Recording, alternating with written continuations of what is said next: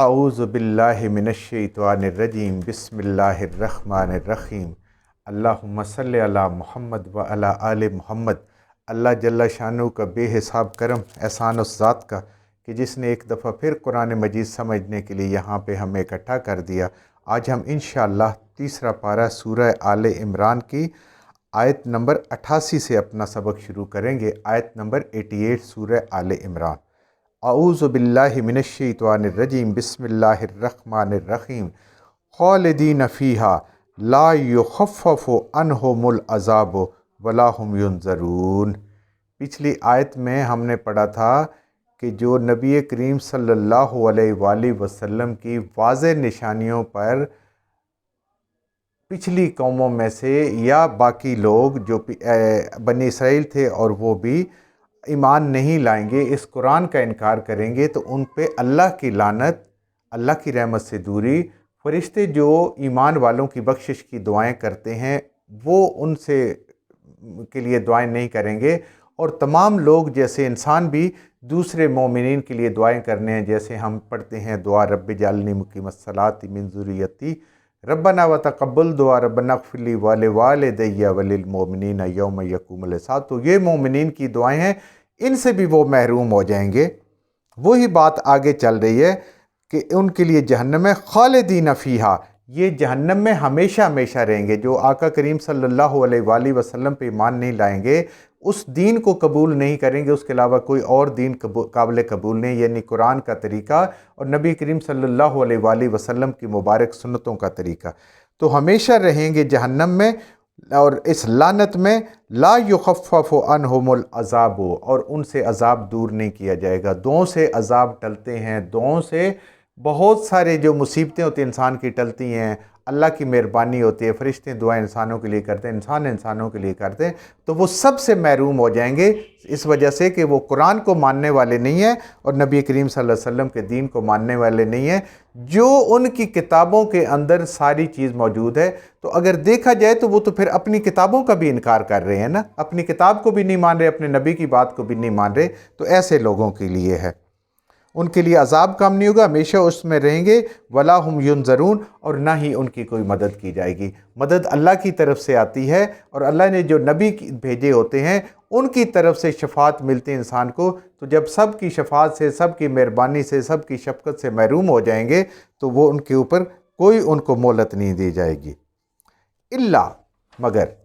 الذین تابوا من بعد ذلک فاصلحوا۔ دیکھیں اللہ کی ذات کتنی مہربان اور کتنی کریم ہے، اس کے باوجود بھی اگر کوئی توبہ کر لے، یعنی پیچھے اس نے نہیں مانا، اس کو اگر سمجھ آ گئی ہے، اگر ضد اور ہٹ درمی پہ تھا تو اس کو پتہ چل گیا کہ میری ناکامی ہے، دنیا کی زندگی ختم ہو جائے گی، آخرت میں اللہ مجھے پکڑ لیں گے اس بات پہ، اس دین کے علاوہ کسی اور کو قبول نہیں کرے گا، ہاں وہ پچھلے انبیاء کا دین ہو، وہ آج قابل قبول نہیں ہے، اللہ نے اپنے قرآن میں فیصلہ فرما دیا۔ تو لیکن اس کے باوجود، اتنے گناہ کے باوجود اگر وہ توبہ کریں من بعد ذالک واصلحوا، اور اپنی اس روش کو بھی ختم کر دیں، جیسے وہ پیچھے تھا نا کہ ہم نے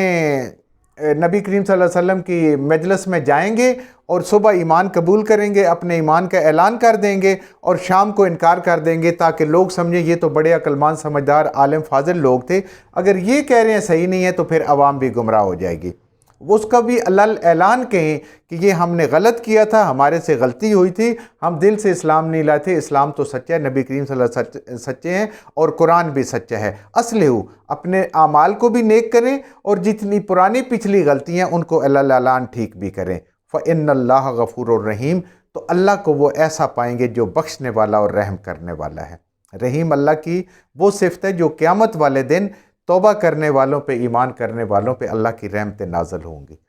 تو اللہ تو بخشنے کے لیے تیار ہے اگر آپ بھی توبہ کرتے ہو، اصلاح کرتے ہو اپنی۔ ان الذین کفروا، بے شک وہ لوگ جنہوں نے حق کا انکار کر دیا، بعد ایمانہم، اس سے پہلے کہ وہ ایمان میں تھے، یعنی نبی کریم صلی اللہ علیہ وسلم کے نبوت سے پہلے یہود و نصارہ اپنے دین پہ تھے، وہ قابل قبول دین تھا اس وقت تھا، لیکن اب اللہ نے حکم دے دیا کہ اب وہ سارے ادیان منسوخ ہو گئے، سارے احکام منسوخ ہو گئے، اب وہ احکام چلیں گے جو اللہ کے حبیب صلی اللہ علیہ وآلہ وسلم کو اللہ نے بتائے، سکھائے اور آپ پہ وحی اتاری۔ تو وہ پہلے ایمان میں تھے، اب انہوں نے اس کا کفر کر کے اپنے ایمان کا بھی انکار کر دیا، اب ان کا ایمان ختم ہو گیا۔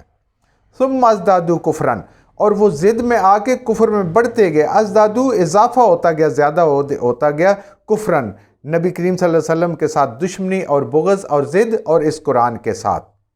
لَن تُقْبَلَ تَوْبَاتُهُمْ، تو ایسے لوگ جو ضد میں اتنے دور چلے گئے کہ وہ اب اللہ تعالیٰ ان کی توبہ بھی قبول نہیں کریں گے، یعنی اللہ ان کو توبہ کی اب توفیق ہی نہیں عطا فرمائیں گے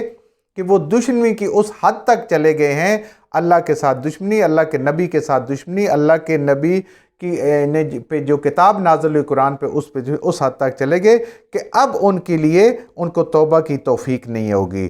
وَأُولَٰئِكَ هُمُ الضَّالُّونَ، اور یہی لوگ ہیں جو راہ ہدایت سے گمراہ ہیں۔ راہ ہدایت قرآن، راہ ہدایت انبیاء کی تعلیم۔ تو اب جس نبی کا حکم ہو رہا ہے، ان کے بعد کوئی اور نبی نہیں آنا، آپ آخری نبی ہیں، اور ہدایت کی کوئی کتاب نہیں آنی، یہ آخری ہدایت کی کتاب ہے۔ اس پہ اگر وہ ایمان نہیں لاتے تو یہ لوگ ہیں جو گمراہ لوگ ہیں، اس لیے کہ اب اور تو کوئی راستہ ملنا نہیں ان کو، اب ایک ہی راستہ ہے قیامت تک کے لیے۔ ان الذین کفروا، بے شک جن لوگوں نے حق کا انکار کیا، کفر کیا، وماتوا، اور مر گئے، وہم کفارن، اور وہ اسی کفر پر تھے، فلن یقبل من احد ملء الارض، تو وہ اسی کفر پہ مر گئے، وہم کفارن یعنی وہ اسی کفر پہ رہے۔ ایسے لوگ کہ جنہوں نے حق کا انکار کر دیا اور ابھی انہیں کلمہ نصیب نہیں ہوا، توبہ نہیں کی، نبی کریم صلی اللہ علیہ وسلم پہ ایمان نہیں لائے، تو وہ اسی کفر کی حالت میں مر گئے،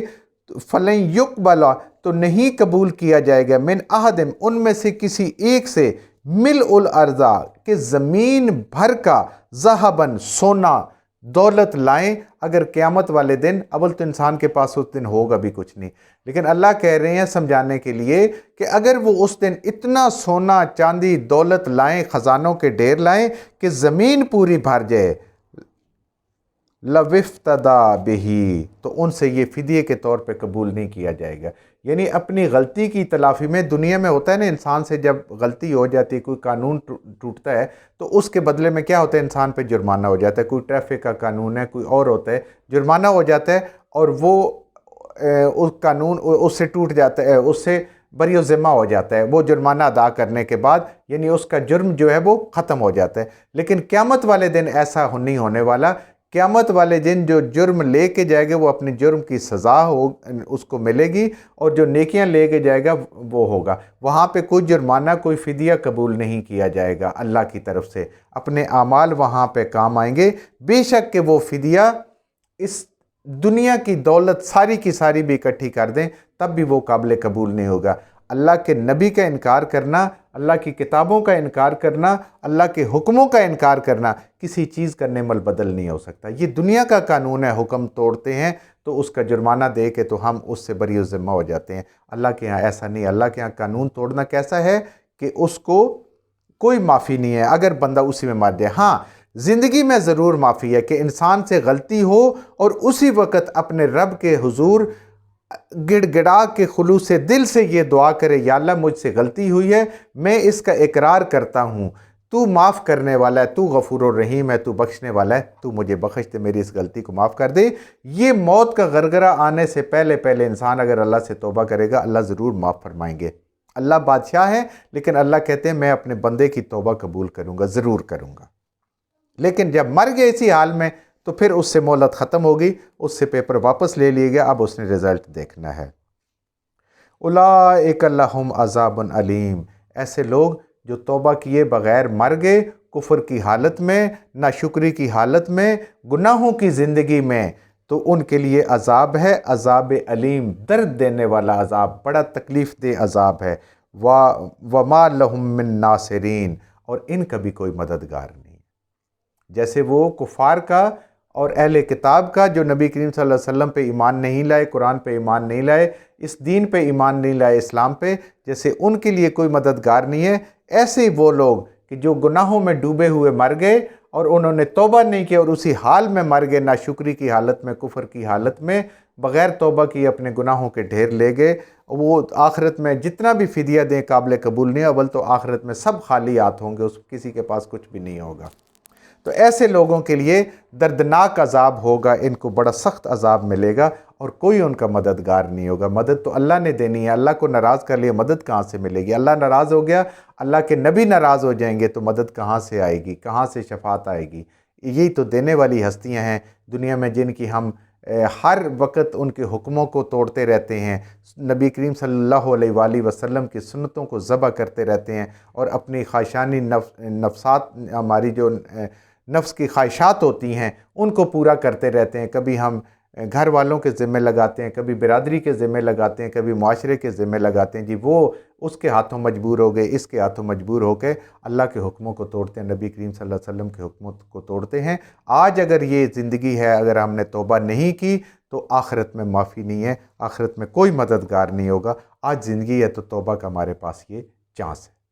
जो कुछ हमने सही सही पढ़ा अल्लाह हमारे ज़हनों में, दिलों में बिठा दे। जहाँ जहाँ पढ़ते हुए बोलते हैं हमसे गलतियाँ होगी, अल्लाह हमें माफ़ फरमा दे और उन गलत बातों को हमारे ज़हनों से, दिलों से अल्लाह की ज़ात निकाल दे।